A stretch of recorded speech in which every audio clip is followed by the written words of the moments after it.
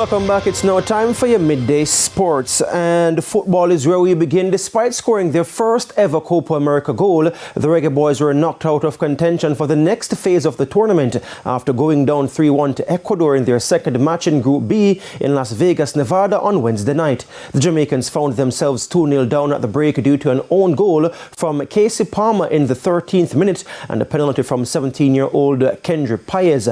Paez became the second youngest scorer in the tournament's history with his strike. Now, the Reggae Boys made some history of their own, scoring their first ever Copa America goal courtesy of Michael Antonio in the 54th minute. But Ecuador would eventually seal the win in stoppage time through an Alan Minda goal. Despite the defeat, head coach Heimir Hallgrimsson says the outcome could have been different. We had nothing to lose, so we went all in, put the line higher, pressed higher. And I think we played a really, really good second half. Scored one goal early, which was important. Should have had a penalty. If the first one was a penalty, then the second one was a penalty as well. So absolutely two identical incidences, and one was given in favor of Ecuador and the other was one given in the favor of Ecuador as well. Reggae Boys close out their participation on Sunday against Venezuela in Austin, Texas. Moving on to track and field, 2024 ISA Champs Class 1 champion Damore Miller is one of 7 athletes to make progress from the first round of the men's 100 meters as the National Senior and Junior Athletics Championships got underway this morning at the National Stadium.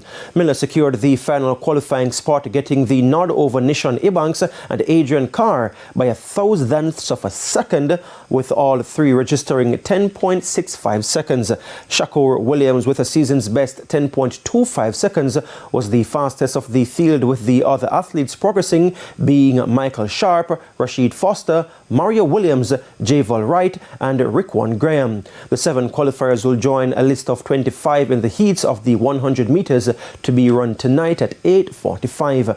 Meanwhile, Anthony Cox leads a list of 8 competitors who will return for the semifinals of the men's 400 meters later today. Cox, a 4x400 meter relay silver medalist from the 2022 World Championships in Eugene, Oregon, won Heat 3 in a time of 47.04 seconds. Now also progressing are Bovell McPherson, Paul Henry, Roy Miller, Nicardo Blake, Terry Thomas, Emil Gordon and LeVar Berrick. Still on track and field, 5-time Olympic champion Elaine Thompson-Herah has withdrawn from the National Senior Championships citing injury. It means Thompson-Herah will not defend her sprint titles in Paris this summer. Now, she was bidding to become only the second person to win sprint double titles at 3 Olympic Games, joining fellow Jamaican Usain Bolt.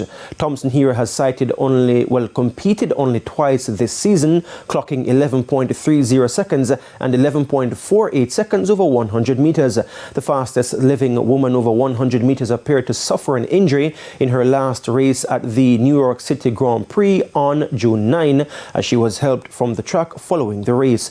31-year-old Thompson-Herah is also the 3rd fastest woman in history over 200 meters, behind the late American Florence Griffith Joyner and compatriot Shericka Jackson.